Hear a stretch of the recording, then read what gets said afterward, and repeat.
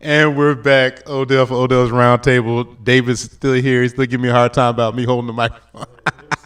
You know, me holding the microphone.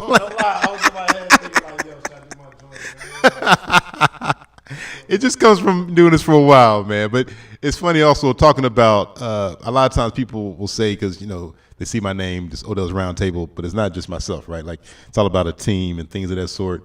But we talked about being coachable, but also, too, sometimes it's hard for people to be part of a team aspect, right? And I know I use myself, for example. I used to be part of the Beats and Lyrics show, and it's funny because I'm on the camera now, I'm on the microphone, but on that show, I really didn't do that, right? And so a lot of times I was playing, but it's built me up for where I'm at now. It gave me the ability. Is that being lost sometimes now too? It's like everybody wants to be in front. I mean, rather than just playing a role that makes the whole beneficial thing. Yeah, I mean, it's just the day and age we live in. Everybody wants to be in the front. Everybody.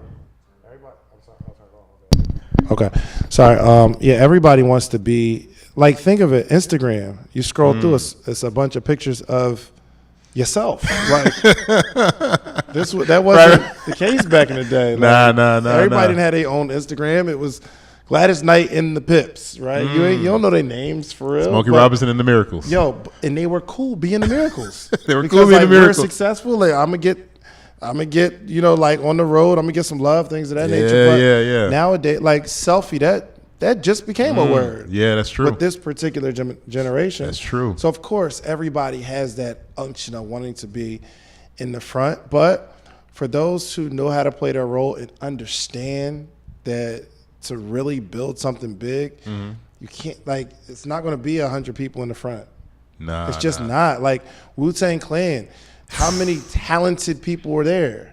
And, you know, right? it's funny, too, because, you know, you talk about patience a lot, right? And you use the Wu-Tang and this different thing. I always laugh because, you know, Ghostface didn't even show his face at first, right? He was sitting there, and he was like one of the first ones to be on there, and then make it so bad, you thinking that he's going to probably be one of the most standoffish ones, but he ended up being one of the ones that had the most albums. Right, and look at, like, everybody going to drop their solo project because they feel like in their own right, I can be that.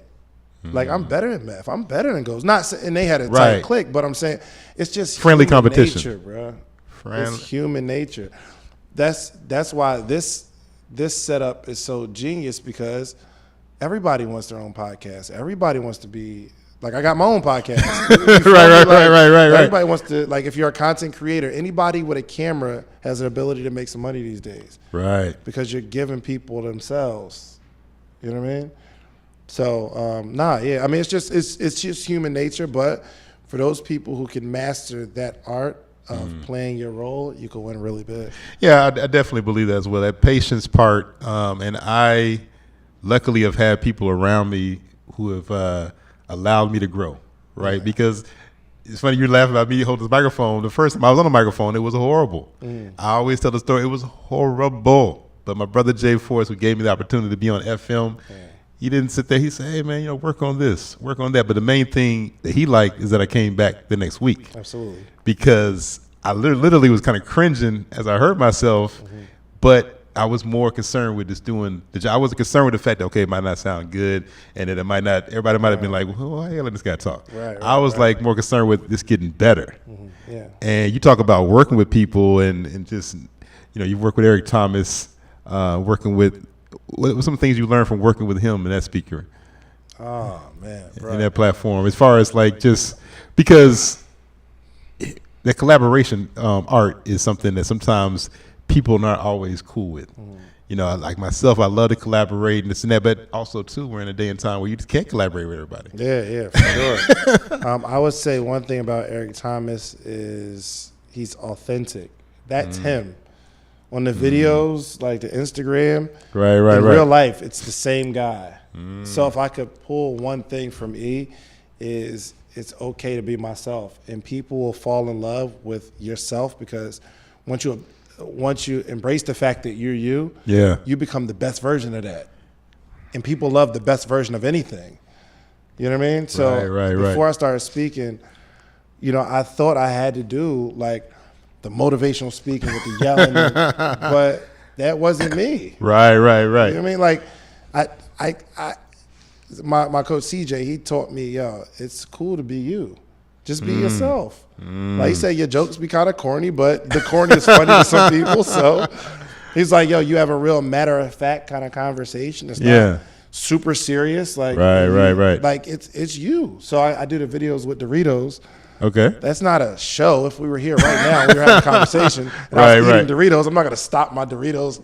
I'm not gonna stop eating just to talk to you. You feel me? So he was like, yo, just be yourself. So that's one thing I really learned from ET, and just he doesn't stress much, and he takes care of the people around him. And I'm just adopting all these things. That is so great. I mean, I love how you said that because I want to say once again, quoting your podcast, I think with G. Brian at one point, one of you said about like when you start this embracing about being yourself, that's how you can really make the money or whatever. It makes me saying like, you know, people need to enjoy trying to be who they really are. Yeah. And I agree because I've luckily had mentors as well because I thought being on the radio on FM was a certain kind of voice, a certain kind of tone. Yeah. And my brother Jay Ford said, "What are you doing?" He said, "That's not you." Right. He was like, and he said, "Now you need to do a version of you that's going to attract the show." He said, "But man," he said, "No." He said, "No, let's cut that. Do you?" Yeah. I don't know how people keep up with it though. Like, that's a hard. So, say for instance, like the people who, like they get the hairline joint. Like, you feel me? And I'm not talking about the implant. I'm talking about the marker. Yeah. You feel me? Yeah. Okay, you look great on Instagram that one day, and then it starts to fade, and then you gotta wear hats. You gotta wear a hat because if it starts to fade, until the next appointment, right? Or like even saying, yo, I got all this money, I'm that guy, I'm popping bottles in the club. Every time you go, you can't even not be thirsty and be like, I don't want to do it. Because now you got to keep up with the fact that, okay, people going to look at me like I ain't got the money. Okay, let me just buy the bottle because. Right. How do you keep up with that? That's hard. That's a great point. It takes me back too because we're going to get into your event in a minute. But I just want to talk about because like I remember when I first got to Atlanta. Right, and you know how there's certain things. There was a movement at one point. Everybody, like, I want to be a boss. I'm the boss. I'm a boss. I don't work for nobody. A boss, right? And I remember talking to a DJ. I won't name the DJ, but I was talking with a DJ at an event, and he was like, "Odell, listen. First problem is you got a job, right? You got a job, and this is and that, and this and that." And I was like, "Oh, okay, all right, okay, well, whatever." And so I remember at the event, it was getting close to the event closing down, and everything. He's like, "Hey, Odell, you drove?" And I was like, "Well, yeah. How else did I get here and everything?" And he was like, I said, "Wait a minute." I was like, "Do you need a ride?" And I was like, "Do you need a ride?" I was like, "Well, I could give you a ride," but I was like, "Wait, you're the same cat too. I need to quit my job." Right. You know what I'm saying? like dude's telling me that I'm not out here doing what I need to do. I need to quit my job. Atlanta, smoke and mirrors, brother. Well, I mean, it's so crazy too. I just had, and we're gonna get to my event. I'm sorry. Yeah, that's all good. I'm not a salesman. Like I should come on. Like yo, I know I'm supposed to be selling tickets here, but I just recently, I had a Lexus in 2014. Bought it brand new. I leased it, but this was maybe September, October, somewhere around there. Okay, my lease was up, and I was like, okay, I got to get another car. But I didn't know what I wanted, so they try to send me, they're going to send you all kind of stuff. Lexus, they try to get me. They trying to get you in there. But I gave the car back, but I also always had my truck. It's a 2001 Suburban because I carry a lot of T-shirts and boxes and stuff like that, right? Always keep your trusty car. But when I gave the car back, I just never went and got another car. Like I drive my truck, the 2001 Suburban. Right. For one, I'm saving $780 every single month. There you go. And the first thing I went and did was like bought an investment house. You feel me? But the cool thing is I get to jump in my truck every day. At first it was uncomfortable because I'm like, because you usually ride around the Lexus. Yeah, people going to think, yo, who is this guy? He fell off, or like I'm not joining his coaching program. I don't want to drive that. You feel me? Right. But really, for one, that was just my own arrogance. But two, I started being comfortable in the fact that I can drive what I want, and the only reason I was going to be getting another car is for y'all. Exactly. I don't care about y'all. I'd rather take that money, do something like flip that for my family. Exactly. I think I'm gonna hold on to this truck for as long as I can because I like this feeling. Because I don't got to keep up with. I don't got to keep up with it. No. I don't got to keep up with I gotta have the latest car or They could be like, yo, Dave. You got the rims on that? Come on, you got really? Come on, fam. Look, I got It's not washed. It's Friday. It's not washed. I'll never wash that joint, dog. Yeah, I get to, dog. It's so freeing when you get to be yourself. Be you, man. And people like you better. Like, you don't have to always like be that person. And I think that may be why people are more attracted to like my content, my videos. Right. Because I get to be myself. Yeah, you are you. Man, I don't gotta wear a chain. I don't gotta wear jewelry. I don't gotta wear no watch. Wear your own clothes. Yeah, I get to wear my own clothes. You feel me? So, well, speaking of your content, I came across your content and just watching it, and I was like, wow, it's amazing content. And following your journey to the point now where you do have you're not just being a speaker on a panel or on an event. You have your own event coming up. You have your own panel event right now. Tell the people about it. Real Social Proof. Oh, Real Social Proof, man. It is the most content-rich conference that you're ever going to want to go to, especially for a small business entrepreneur. Gotcha. So this isn't the conference where we're trying to teach somebody how to go from $1 million to scale their business up to $2 million.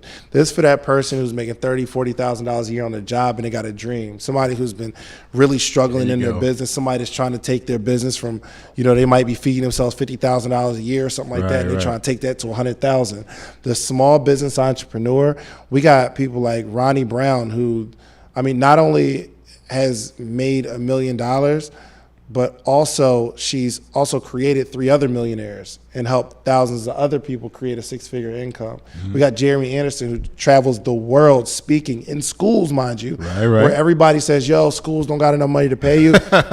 My man is killing it in schools, right? We got Boniface Ogunsi. Now, Boniface is on a whole nother level. He's doing like $300,000-$400,000 a month in digital marketing. Wow. And he's also helped a bunch of clients create a 6-figure monthly income, but he understands drop shipping. We're building out Shopify stores and running Facebook ads. Kenny Conwell, who's going to teach on funnels. Lakia Brandenburg, who's going to be teaching how to, she's published over 100 authors. Took their idea out of their head and showed them how to write a book. So she's going to be teaching it. Coriel Dubois, the list goes on. I got 30. Inky Johnson is coming to speak. Willie Moore Jr., the list goes on and on and on and on. G. Bryant is running a 7-figure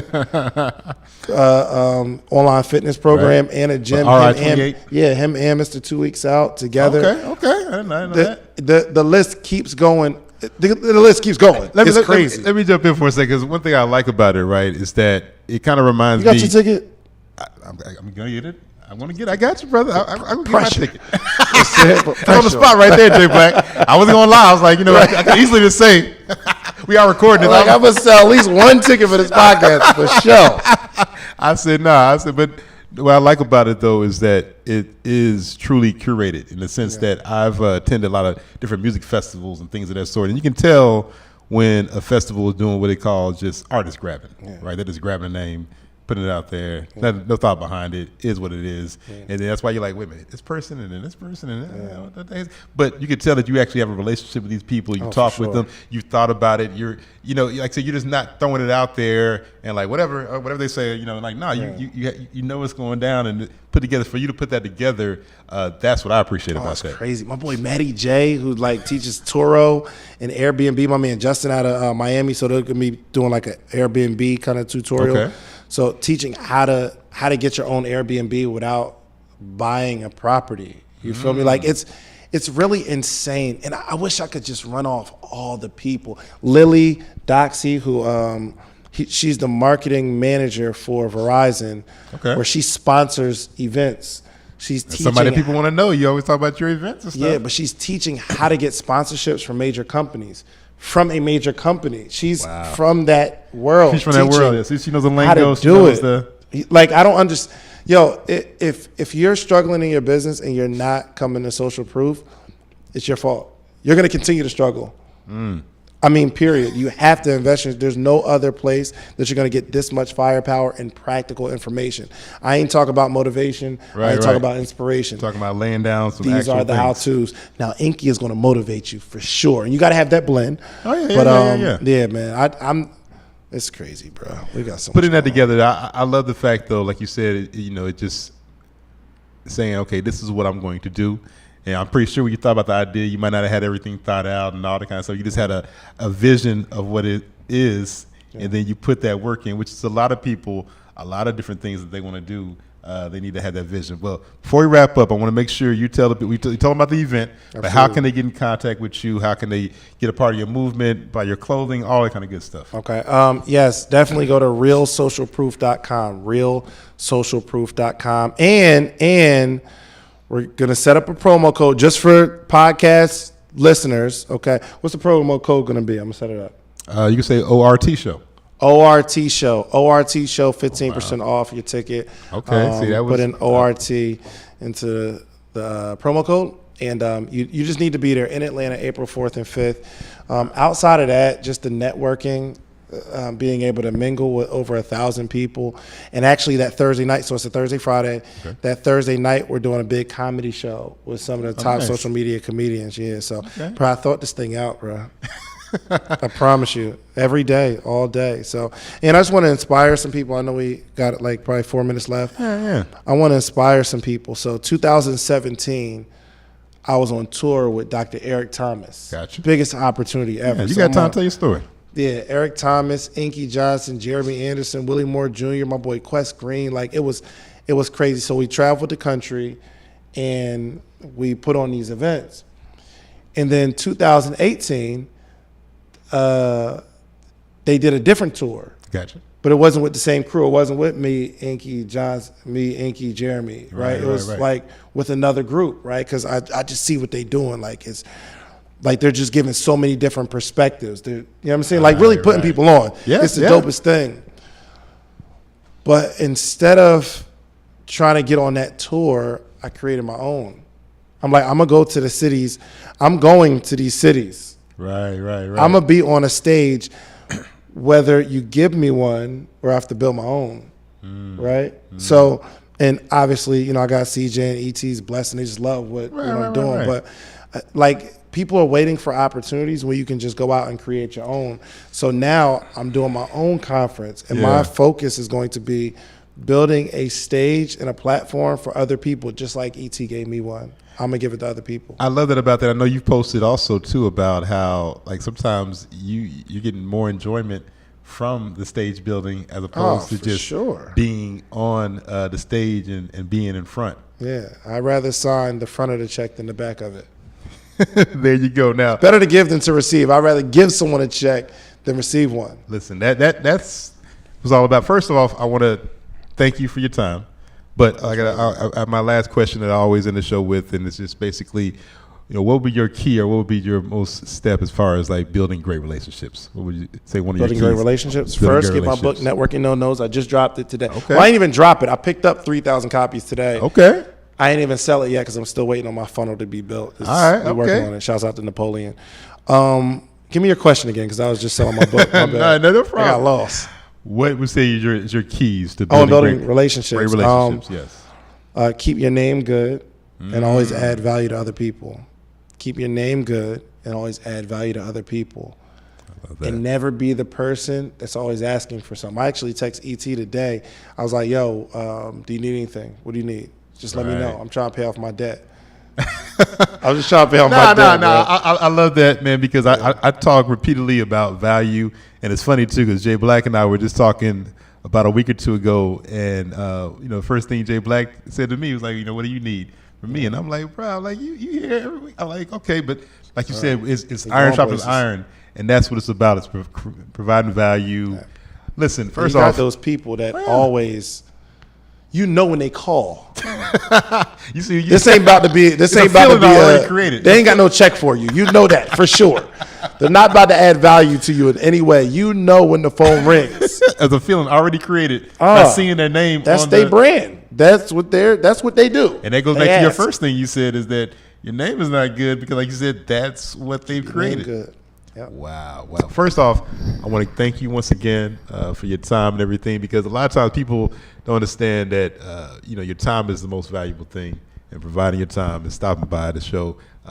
It was great because just reaching out, like I said, for me, it's one of those things where I saw the content, and even at that time, I wasn't even recording and whatnot, but kind of like you with real social proof. I was like, you know what? I see myself getting the podcast back up. I see it running. And I see it in the studio. I see all these different things. I see guests like this. After I did that, put that to the side, and I said, let me get to work. And let me just build this brick, put this here, put this there, keep working at it. And, it comes together. It's working out. So I appreciate that. Everybody tuned in. He's giving a code for you to check out. I'm going to get mine as well. The pressure's on. It's on tape. Buying mine. I got to get one for Jay Black, too, because, he got to have my Oh, no doubt. For sure. I can't go without getting Jay Black as well. So I got to take care of that. So that's on me right there. So I appreciate everybody checking out the show. As always, you can follow me, Artbyodell. Make sure you support and watch Live Hip Hop Daily. Make sure you listen. It's some people who we talked about, like the selfie thing and stuff like that.